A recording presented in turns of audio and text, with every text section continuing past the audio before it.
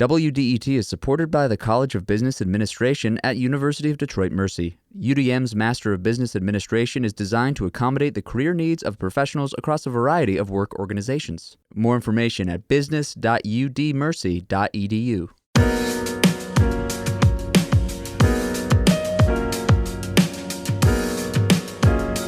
It's the Metro on 101.9 WDET FM. I'm Tia Graham. And I'm Nick Austin. Today on the program, Democrats won 2 state House seats in special elections, giving them a majority in the legislature. We'll talk with a reporter about what it means, as well as with one of the winners from last night's elections. But first up on the Metro, a history lesson. In 1936, the governor of Michigan, Frank Fitzgerald, declared April 18th Detroit Champions Day to honor Detroit sports teams. He said, "It is my earnest wish that citizens of the state will observe the day by a display of flags, banners, and pictures of our champions when possible." This Saturday, April 20th, the Detroit Historical Museum will be doing just that, as it will be free and open to the public to commemorate Detroit sports. In attendance will be big names like former NBA player and Pistons announcer Greg Kelser.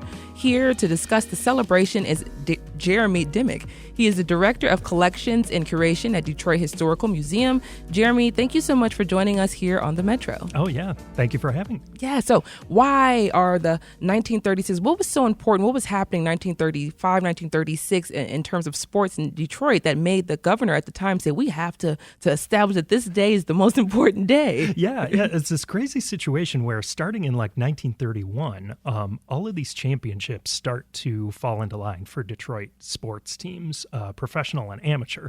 Most people know that the Lions won the 1935 NFL championship. The Tigers won the World Series in 1935. But then the following spring, the Red Wings actually win the Stanley Cup championship. But meanwhile, all of these other amateur teams are winning championships as well. We have a champion doubles tennis team. We have an Olympic sprinter who wins 2 gold medals, Detroit resident Eddie Tolan, who wins the 100-meter dash and 200-meter dash at the Olympics in 1934. So all of these things start stacking up to the point where it's like, wow, what's going on here?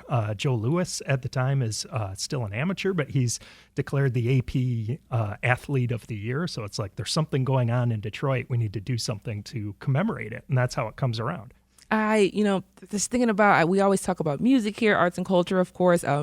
History is a new edition, but we always talk about music. And one of the things that musicians say, or those who are in the music industry here in Detroit, is there's something in the water. So I'm hearing that, and I think about them in their minds in 1930s thinking, in 1935, 1936, there must be something going on in the water in Detroit to produce these type of athletic teams. Yeah. Why is it so important to maintain these traditions, especially today when we think about Detroit Champions Day, which is tomorrow, but we think about our current state of sports. The Red Wings recently didn't make it to the playoffs. So, why is it so important to have these type of days? Yeah, it's that, it's kind of the hope springs eternal thing, right? It's, it's just a good excuse to celebrate Detroit sports and Detroit sports culture. It's regularly recognized as one of the best sports cities in the country. Of course, I think every city thinks they're the best. But, reporters across the nation all the time are saying Detroit is one of these great sports cities. And you start to see it when teams like the Lions, do what they did, or the Red Wings, how crazy the last couple weeks were, and the support for those teams. So when there's something to celebrate, Detroit comes out for sure. But it's this great conversation because all of those teams, the Red Wings, Tigers, and Lions, they all lost in their championship game or close to it the year before. Oh. So it's this great story of like overcoming adversity and then finally breaking through. And it just so happens, happens all at once.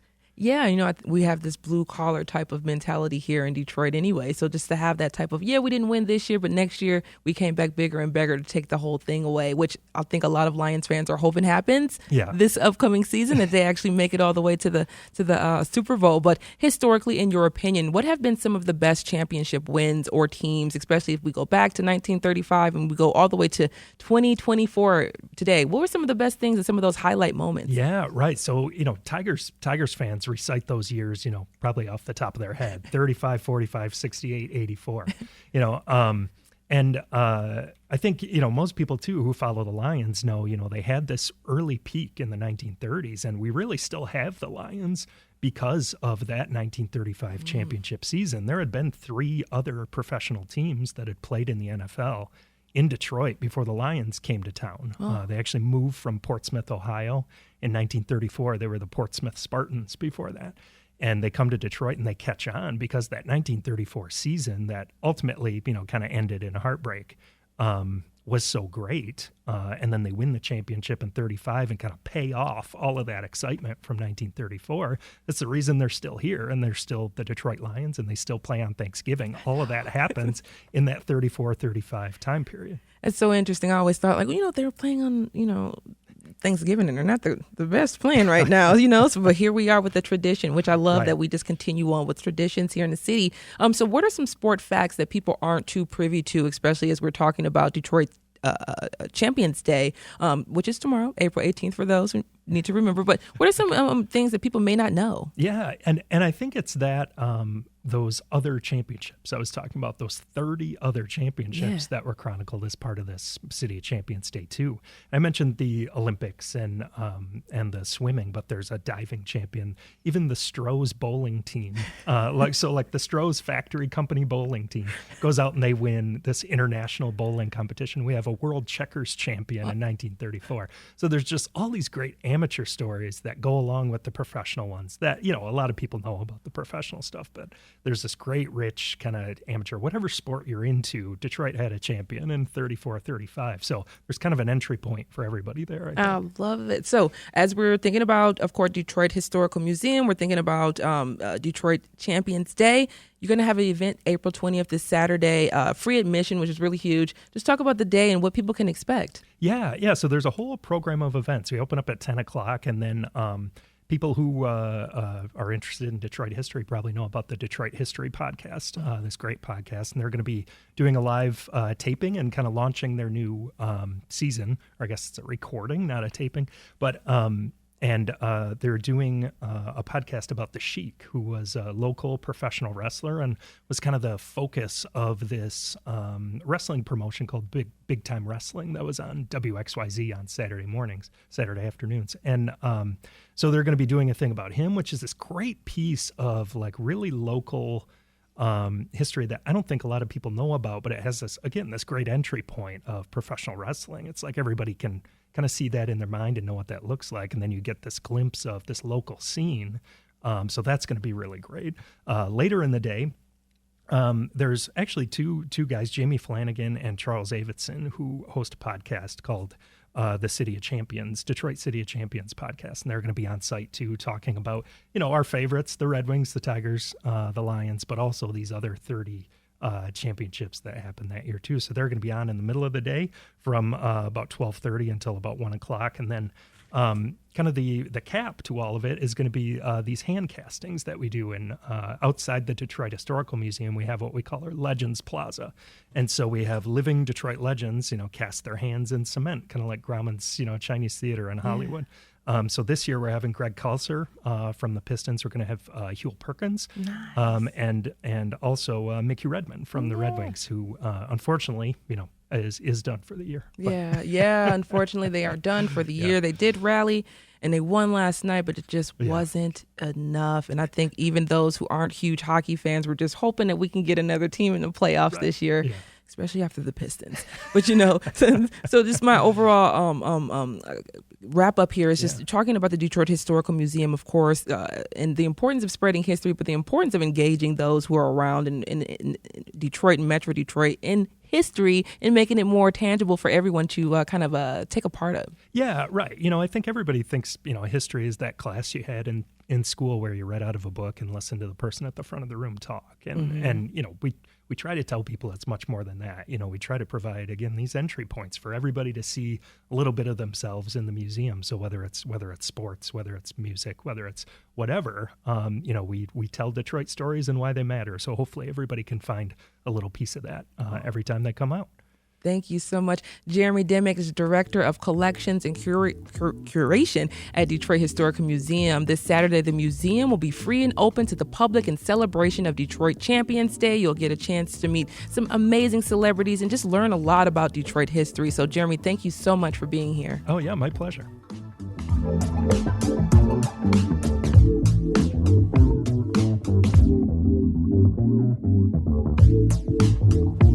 This is the Metro on 1019 WDET, and coming up, we'll talk about Detroit buildings and style with a local architecture firm that recently won a National Architecture Award.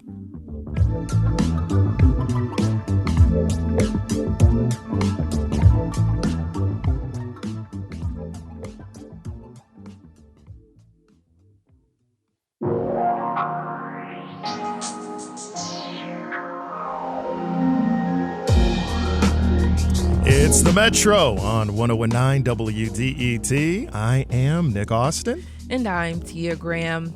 And, Detroit is known for many things. But one thing that often is overlooked is the city, or in the city, is our architecture. And one architecture firm in the city has been working on that a lot. Quinn Evans, an architecture firm with offices in Ann Arbor and Detroit, has projects across the city here, including work on the B. Siegel Building on Livernois, Belle Isle, and the Love Building in Detroit. Recently, Quinn Evans was recognized by the American Institute of Architects with the Architecture Firm Award of 2024. The award recognizes a firm that has consistently produced notable works of architecture for at least 10 years. Here to talk about what the award means and what they're doing to preserve Detroit's architecture, we have two guests with us. Angela Wyrembelski is the senior associate at Quinn Evans. Angela, welcome to the Metro. Hi there. Awesome. And we have Sara Timberlake. She is designer at Quinn Evans. Sara, welcome to the Metro. Hi, I'm so happy to be here. Awesome. So, Angela, we're all nerds, especially on the show. When we talk about architecture all the time, we walk around Midtown, we see things, we're just like, oh, look at that, look how beautiful that is. So tell us why it means so much for y'all to win this Architecture Firm Award and why it's such a big deal. Yeah, absolutely. This award recognizes a firm that is committed to design excellence and the built environment and making a positive impact in our communities. And this marks the first year that they've recognized a firm that is rooted in historic preservation. This really marks a shift in mindset that places matter, existing buildings matter, and architecture can make big impact of an existing place by preserving what's there. We're just talking about history just now, Detroit history. Now here you talk about the historical preservation and just making sure that we're keeping Detroit's history and its legacy alive as much as possible, especially with everything that's moving and changing. So, Sara, restoration and preservation are big aspects of what Quinn Evans does. There's a term that seems to come up a lot in the firm, and it's called adaptive reuse. What is adaptive reuse, and why does Quinn Evans focus on it so much? Yeah, so for those who don't know, adaptive reuse is kind of what the title implies, using a building that is already existing or using something that's already existing. And I like to see it as breathing a new life into an older building. And I think something that is unique about Quinn Evans is something that we always say in our firm is that the greatest building is the building that's already built. And we really try to encapsulate that in the projects that we do and the way that we think about it. For some people, it may be easier just to demolish a building and have a new building from scratch, but there's a lot of value not only in terms of stewarding the resources that we have, but also stewarding the stories of the people that live in those buildings well. So being able to adapt, whether bringing the building back to what it was used for before, or bringing back a building and bringing a new kind of experience into that building, I think that's something that we really love, those type of projects in Quinn Evans. So, Angela, another important focus for your firm is creating green buildings or those with a low carbon footprint. How do you take older buildings and adapt that and make them into, carbon neutral zones? Absolutely. There's so much of an existing building that is built into it already. It's called embodied carbon. It is all the energy that you can think of that you have to extract out of the earth, and how you travel or how the materials get to a building site. All of that creates energy, and by retaining a building, that embodied energy is saved and kept and not extorted out of the site. So. Because as you're saying it, my mind is just like, I never thought about the energy that it takes to get the certain resources to the building to power it up. So my mind is just going crazy with those type of questions right now. But just thinking about the city of Detroit right now, Sara, you grew up in the city of Chicago, which is also one of those urban spaces, a lot of neighborhoods, a lot of, families and communities. But you call Detroit home now. So I think about, number one, when people move to the city of Detroit, they stay here. You went to University of Michigan, so you Correct. Came for school. Yep. And you stayed. I did. What was it about Detroit, Michigan, this Metro Detroit area that said, I have to stay here? Yeah, there's a couple of things. So as I mentioned, I came to Michigan for grad school. Yeah. And when I was in grad school, all of my design studios and artistic studios, they were about the city of Detroit. So because of my education, I was learning a lot about the city. And I think I was just really drawn by the people and the resilience of the folks that have lived here. I feel there's a lot of similarities between Chicago and Detroit.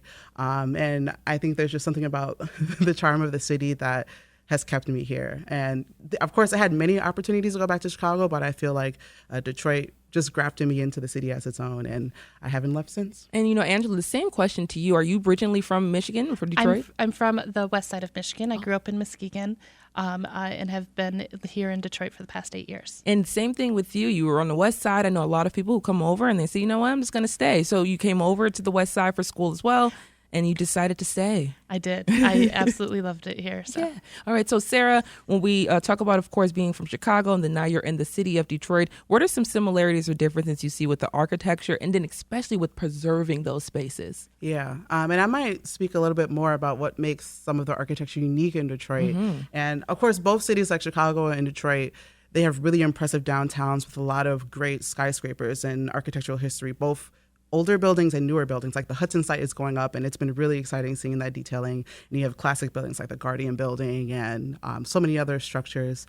And what is special about Detroit is not only the downtown buildings that have this beautiful history, but even the houses and like the residential on the intimate level also have really unique housing. Even I bought a house that's in the Bagley neighborhood, and I love all the details that were there from the pre-World War II housing and the ways that you see those different details across the different housing structures. So I really enjoy that in Detroit. In that way, architecture is a little democratized because everyone has an opportunity to experience it. I was walking through West Village not too long ago on Detroit's east side and just admiring how unique the homes are and how different they are based on just who designed it. And, they're not the same. No, not one home is the same in that particular area. So I just think about the uniqueness that we have here with the architecture that we get to walk around and see every day. But then on the flip side, I think about some of the things that we are seeing when we do see our buildings being torn down, and we will see something that goes up in a neighborhood or a community that just does not fit. Yeah. It does not fit the aesthetic. It does not fit what's happening in that neighborhood. So what are your thoughts when you see some of those things? We're going to start with you, Angela, and then we're going to go to Sara. Right. It's always unfortunate when we lose something that's part of a community. It's sometimes hard to see that loss happen and how a community reacts and heals from that loss. But we've also seen some really amazing stories of, saving things. So we've been fortunate enough to be working on the Michigan Central Station project the past 6 years. I've personally been on that project that whole time, and it's such an amazing transformation, and it's a real true testament of that kind of grassroots Detroit grit, roll up your sleeves and get into it, and that saved that building. And the collaboration between all the tradespeople and the contractors and the community have really made this happen. And 10 years ago, people never would have fathomed that building could have been saved. So. Yeah, I know. I mean, I just when you drive through that Corktown area and you see it, you're almost blown away at how much has been transformed there. Sara, I know the same thing with you. You've been here for a while now, and just seeing that area transform, what have you thought about, especially in terms of restoration? Yeah, I think I echo a lot what Angela said. I think there is a part of me that is a little sad when there are some of those older buildings that weren't able to be saved. And sometimes, we're a firm and we really care about what the people want and keeping those people-centric stories. And even sometimes part of what the people may want might be some of those buildings coming down for some new life. But I do believe that architecture has the ability to heal and to heal communities, and in that same way that it can breathe new life into it. So just seeing the new life in the Corktown area, other projects that I've had a chance to work on, like with Allied Media, Love Building. I love so much being able to go into that building and see, wow, look at that main space I was able to work with. And also even with a client like that, being able to work on a project where they really cared about how people are experiencing this building, from people who have different abilities and different points of access, maybe different roles in life, such as being a mother and needing a mothering room. I think seeing those different opportunities for where there is new life that can come into the built environment. And I think those kind of stories are really keep me going.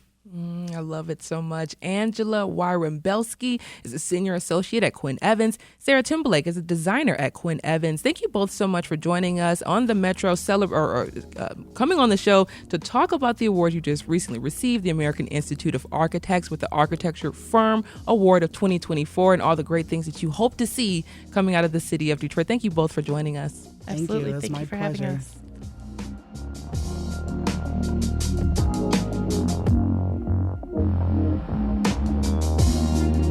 It is the Metro on 1019 WDET. And as we get into talking about things dealing with landscape, architecture, one of the things that is causing us problems here in Michigan is the salt level, specifically in groundwater as it's rising, and it's damaging crops and corroding pipes. Ottawa County farmers have been reporting burnt crops from salt water, but it's a problem that can be damaging across the state.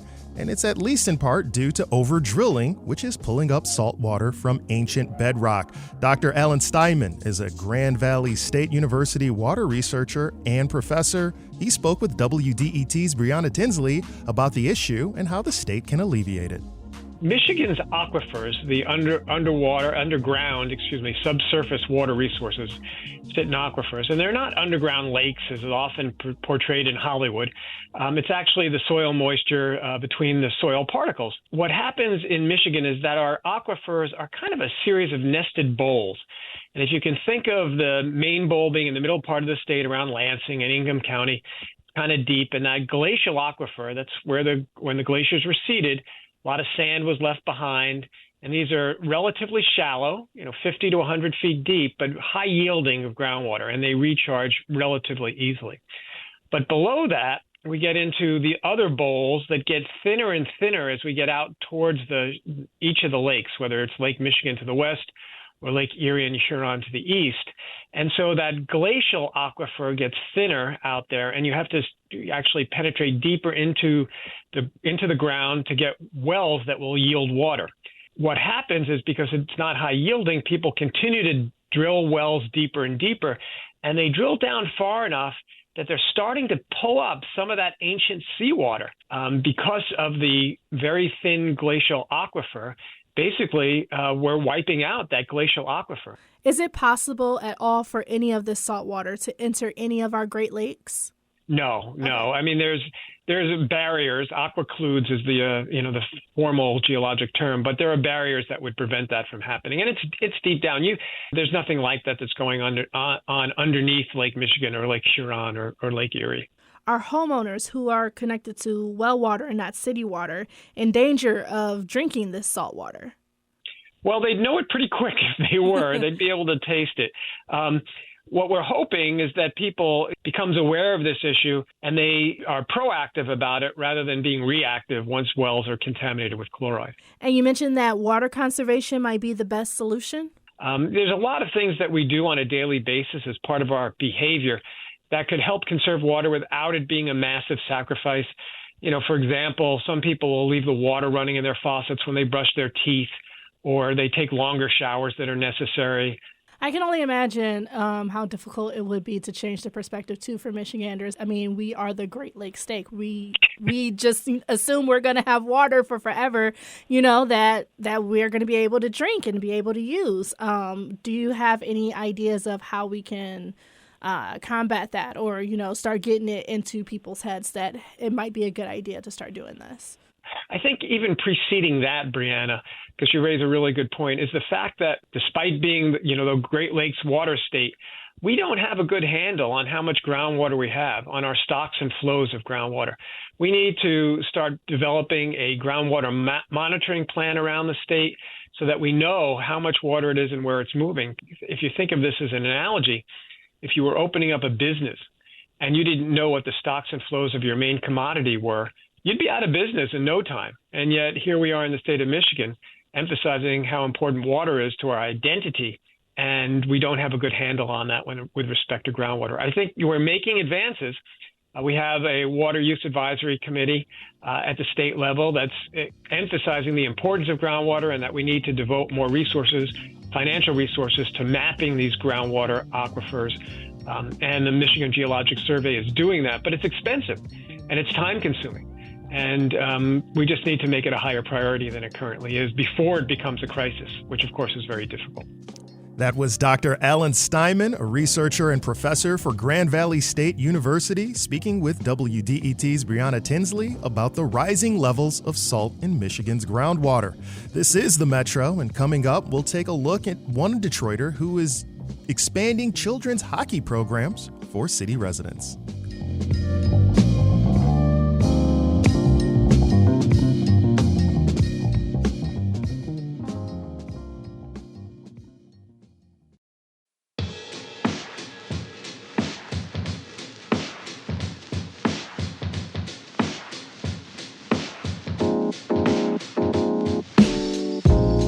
Welcome back to the Metro, right here on 1019 WDET FM. Nick Austin's here. I'm Tia Graham.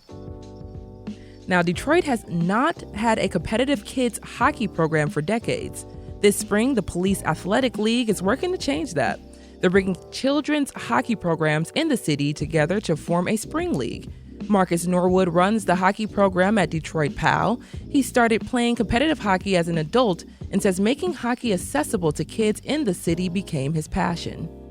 We started planning this probably about 6 years ago, just those initial talks of how we could start the program, where could we do it, could we get inner city kids interested in it. Word got out that I was a very passionate hockey guy, this police officer that grew up in the city. We were able to connect with the NHL Players Association. They're looking to spread the game of hockey throughout the country. And so when they found out that we wanted to start a program here in the city of Detroit, they were all on board. And so they made a promise to supply 25 kids with brand new gear straight out the box. We started registration, and I tell you, Sasha, within 2 weeks, the program was filled, and we had a waiting list of over 50 kids. So we got to call the NHL Players Association. Hey, we got these kids here. They really want to play. And so thankfully, they supplied all of the kids with all the equipment. Why do you think there was so much interest, especially amongst a group where there probably weren't so many players already? Well, I think a big part of it is having trust in Detroit PAL. Detroit PAL has been around for over 50 years. And so PAL has a reputation of doing what they say they're going to do and caring about the whole child, not just about the sport. We hope that you enjoy the sport. We hope that you become great at it if that's what you choose. And so there's a lot of parents that are out there that would say, hey, whatever PAL is doing, I'm just going to sign them up, and I trust that you guys would do right by my child. So I'm about to use almost all of my sports knowledge. Okay. I know that when you're entering hockey as a sport, there are kind of two entry points. There's the learn to skate and learn to play. And so the Detroit PAL has been working on both of those, learn to skate and learn to play. But you're ready to kind of push past that into another level. Tell me about that. Yeah, so I will say hockey, for those who don't know, as you mentioned, it's a very long process to learn, because to play hockey, the first thing you have to do is learn how to skate, right? So we work with those children, getting them out there and helping them overcome the fear of falling and getting back up, letting them know that it's okay to fail. That's part of success. That's part of how you learn. And then we learn how to use the actual sticks and equipment. And so this is our third year of the Learn to Play and Learn to Skate program. And now the kids are just about ready to start their initial competition. So this will be our first go around, and we're going to start that this spring. And so this is a newer program. You said 3 years old. There's a program now at Butzel. Yes. And there's a program at Clark Park that's older, but still essentially a kind of learn to skate, learn to play program. How is the spring league you're starting and the league you want to build different from what the city already does have to offer in terms of hockey programs for children? So it's going to take all three entities to make hockey successful in the city of Detroit. We're talking, like you mentioned, Clark Park, Ice Dreams over at Jack Adams, and the Detroit Police Athletic League. And so we're coming together. We do things together just to grow the game in the inner city, where we're just trying to unite together and in hopes of starting a district team in the city of Detroit. So I believe we're in District 4. And as that grows and we keep developing those children, we'll end up playing in a normal league. What do you think is special about hockey and exposing children to hockey? Most of our young people in the city of Detroit have not been exposed to hockey. So it can be very scary, right? Doing something, I'm 5 years old, I'm 6 years old, I'm 10 years old, whatever it is. I'm doing something that maybe I have not seen before. My friends have not participated in it. My parents don't know anything about it. And we want you to know that it's okay to do that. It's perfectly fine to accept new challenges. You don't have to do everything that your friends are doing. You can be that pioneer. You can lead the way. And so when we're talking about the game of hockey, it's more than just about the sport itself. It's knowing that you can do scary things. Failure is part of success. It's part of growing. And it's really a community-oriented sport more than any other sport.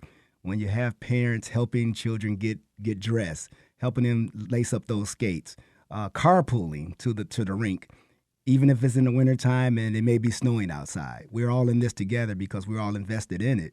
And so for me, those are the things that make hockey very, very unique. Hockey is one of those sports where, on top of the kind of economic demands, it's easy to kind of think of it as a white sport, a male sport. How does POW work with that? Yeah, so one thing that's very important to me and our coaching staff is diversity in the game of hockey. And the NHL has an initiative that it states that hockey is for everyone. So our coaching staff represents that. We have people from all different backgrounds, different heritage, different genders. All of our coaching staff has made a commitment to diversity, and that includes the girls too.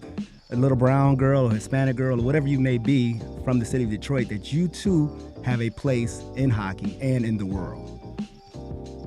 Marcus Norwood runs the hockey program at the Detroit Police Athletic League. He spoke with WDET's Sasha Ryan. This is The Metro.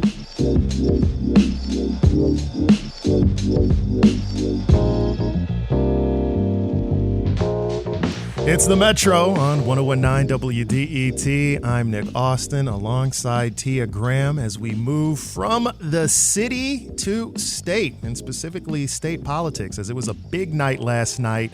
Not much has happened in the Michigan House of Representatives this year, as the balance of power has been evenly split between Republicans and Democrats. But last night was when that all changed following special elections in Michigan's 13th and 25th House districts. That's because Democrats Mai Xiong and Peter Herzberg each won their respective seat, giving Democrats a 56-54 edge over Republicans in the state House. To learn more about what this means for our state politics and the legislation that we might come to see pass, we have Elena Durbaugh. She is a state House reporter for Gongwer News Service of Michigan. Elena, welcome to the Metro. Hi, good to be with you. Yeah, happy to have you here. Let's unpack what happened. Peter Herzberg won 59% of the vote, while Mai Xiong won 65%. Were you surprised to see these results in Westland and Warren last night? What's your takeaway? Not surprised at all. These results were very expected. Both districts lean heavily Democratic. To be honest, when former reps Lori Stone and Kevin Coleman resigned back in November, it was expected that Democrats would take their seat. The primary of who might be taking their seats was more of an open question, but the fact that Mai Xiong and Peter Herzberg won last night was not a surprise at all. Well, what does this mean for state politics right now? As you mentioned, we've lost a little bit of time. It's an election year. How quickly can Xiong and Herzberg get sworn in and get to work? Right. So the election results need to be certified. So that will take at least a week. There are also laws about how long clerks have to wait to get absentee overseas ballots in. So the earliest they might be able to be in Lansing and voting is next week, Tuesday, after the election results are certified. And as you mentioned, there is a lot to get done. The House has been basically gridlocked since they returned from their winter recess in January. So there is an entire state budget to get through the House, not to mention economic development policies that have already gotten through the Senate, and the governor is pushing to get moved. All right. Well, one of the things that the governor also mentioned, as we recall from her State of the State, were several things she was trying to get passed, including free community college for all high school graduates, free preschool for 4-year-olds, and a $5,000 tax credit. Are these things that can get done, or does the fact that we have an election year also put pressure on how much the Democrats can get accomplished? Are they going to pass these things, I guess is what I'm asking, now that they have the majority? A lot of these items will be done through the budget process with appropriations. It will depend on where Democrats want to move that money. The proposals might look different than what the governor asked for in her State of the State, but most of those items won't need separate bills to move through the legislature, and they can be done through appropriations. So the chances of things like the community college, the preschool, that still has a high likelihood of happening. All right. Well, before we let you go, again, got to think about the election year portion of this, because that can sometimes modify the behavior of our elected officials. Have you had any insight or thought in speaking with folks in Lansing? Are Democrats looking at this as if it's an off year, or are they paying attention to the fact that it's an on-year election? And if so, how's that changing their calculus on how they're going to do this in the run-up to the election? Democrats are definitely aware that this is an election year, and especially in the House, they are very intent on keeping their majority, in the Senate as well. That is dictating maybe how ambitious they are in what policies they are introducing. They got a lot done at the start of the year last year, and so now with the remainder of the year they have left before they all need to get back to their districts and start campaigning, their big focus is the budget and those economic development policies that I mentioned with the SOAR fund. So they have a lot to campaign on, but they're not going to go too big, and they're also very aware that this is a presidential election year. So Democratic victories at the state level are being nationalized, which we saw with the election last night, too, with the DNC and the Biden-Harris campaign putting out statements on the Democratic victories. Yeah. Barack Obama's former Attorney General Eric Holder actually weighed in with an endorsement. Not sure I've seen that in a special election here in the state, but it tells you how big of a deal and how much people are looking at the state nationally. Elena Dernbaugh, State House reporter for Gongwer News Service of Michigan, thank you so much for joining us on the Metro. My pleasure.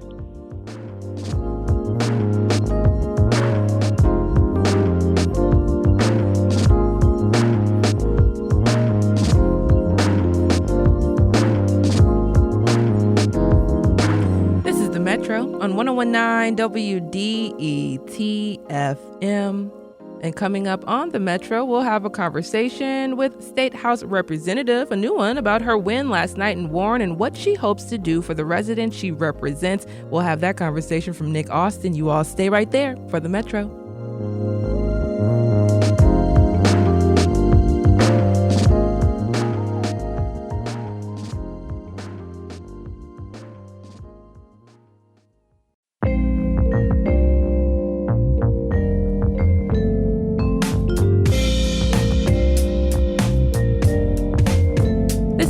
On 101.9 WDET-FM. Nick Austin is here. I am Tia Graham.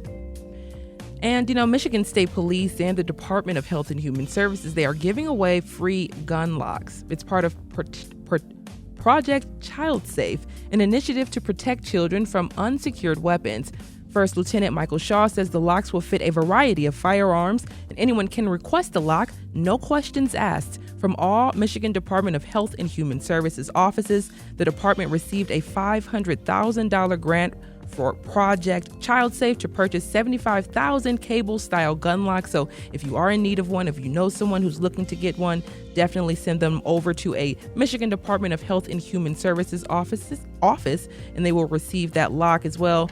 Forecast today, scattered showers and thunderstorms today after 5, a high around 72 degrees.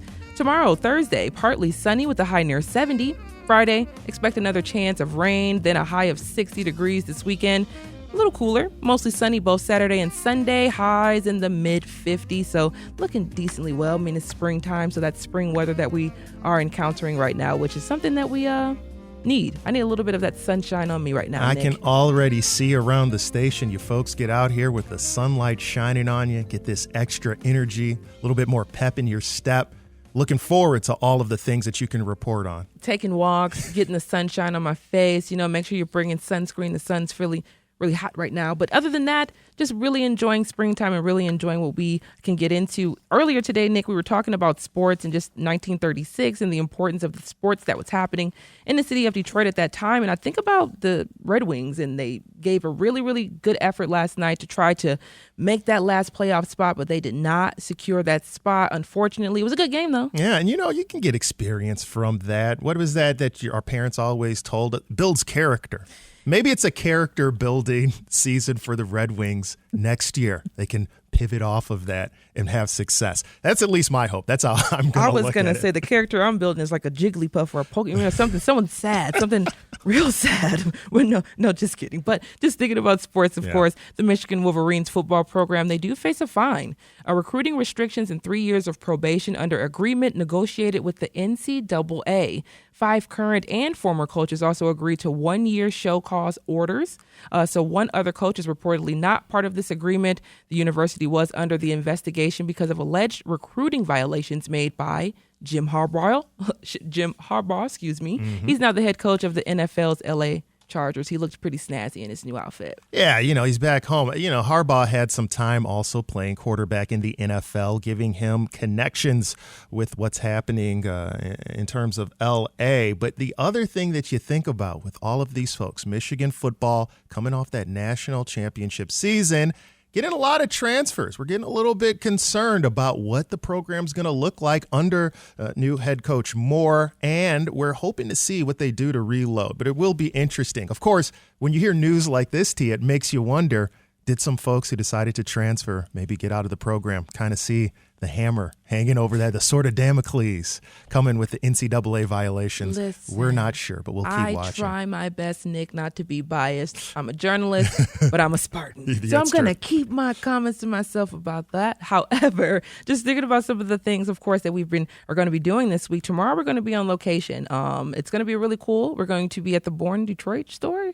I believe that's it. right. We will be. Yeah. Okay. Just making sure that was the correct name. But we're going to be at a pop-up tomorrow for the show on location. If you have time to drop on by, definitely drop by, see us, see what we're doing, see what we're getting, to give us some ideas. Let us know if you like the Metro. Or if you don't, let us know. We'll take all responses. It's happening live, though, is the point. You get to see what live radio looks like in person at the Born in Detroit show. Which is great. And, we're going to try to look nice. All right. I'll try to look nice. All right. Well, right now, though, speaking of looking nice, feeling nice, I know that our next guest has to be pretty excited. On the phone, we have the winner of one of the House special elections, Warren Democrat Mai Xiong, Congress, or I should say State Rep Song elect.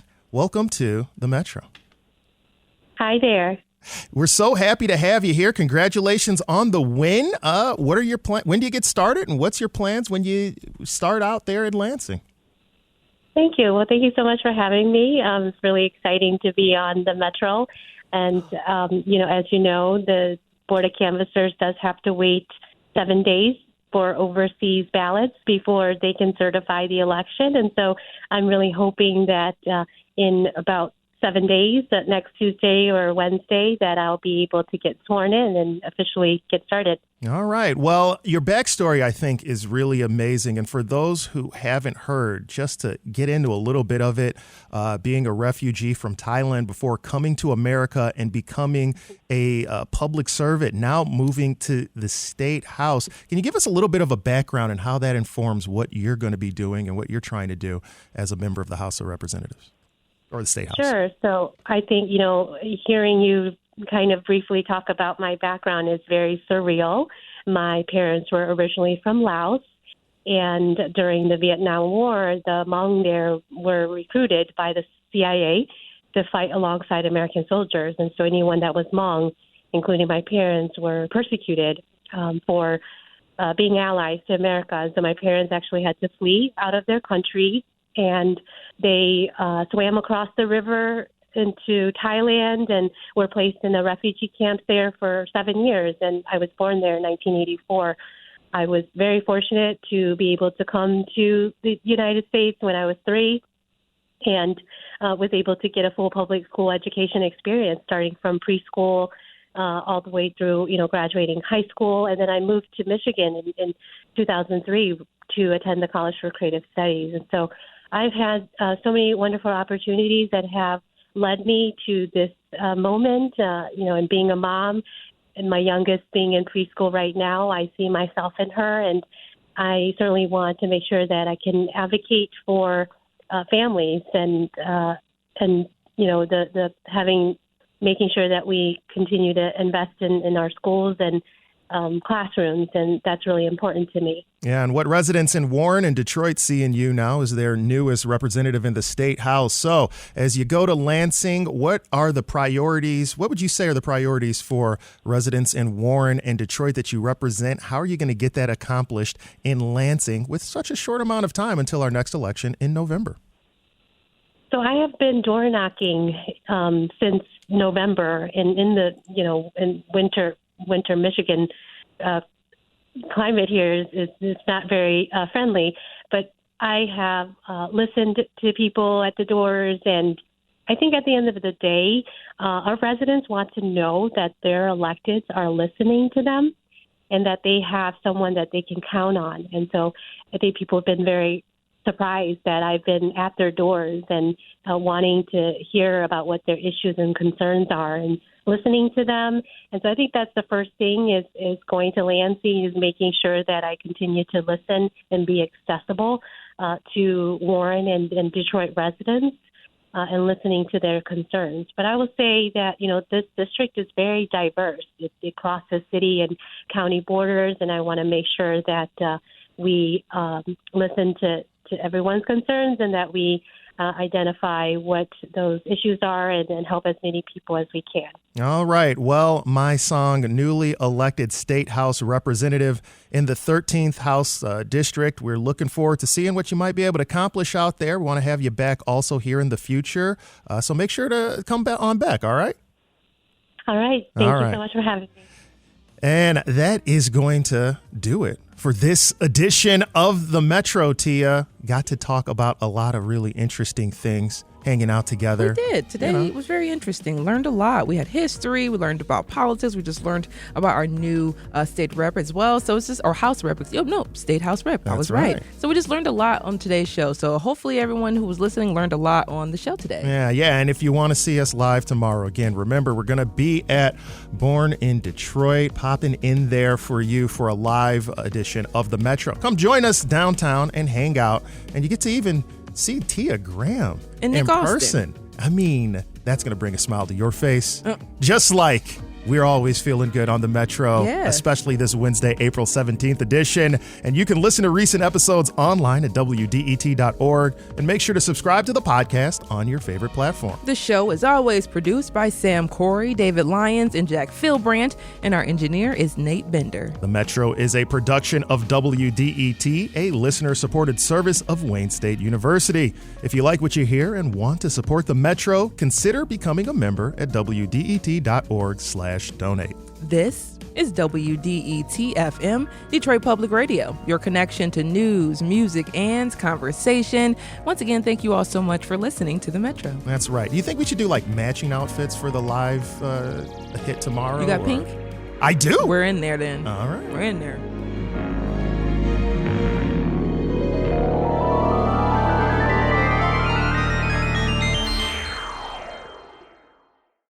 WDET is supported by the College of Business Administration at University of Detroit Mercy. UDM is offering a new master's degree in ethical leadership focused on sustainable, ethical, and inclusive problem solving. More information at business.udmercy.edu.